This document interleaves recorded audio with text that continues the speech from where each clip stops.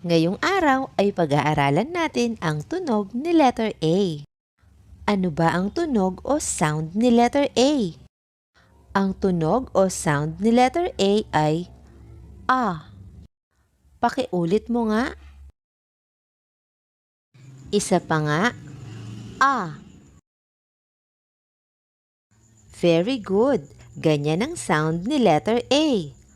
A. Ngayon naman, tingnan natin ang ilang halimbawa ng mga bagay na nagsisimula sa letter A ang pangalan.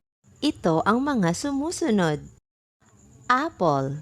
Pakinggan mong mabuti. Apple.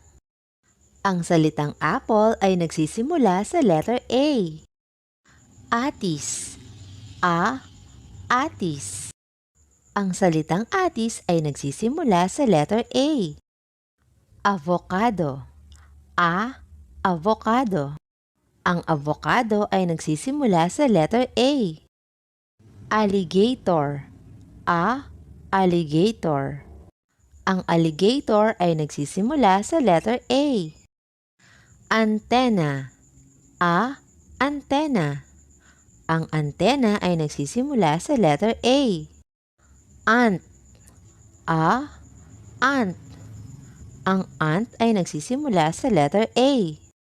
At ambulance. Ambulance. Ang ambulance ay nagsisimula sa letter A.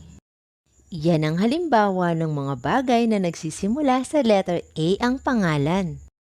Ngayon, kunin mo ito at gawin. Pagkatapos, kunin ang iyong notebook at magsulat ng letter A. Ganito ang pagsulat ng letter A.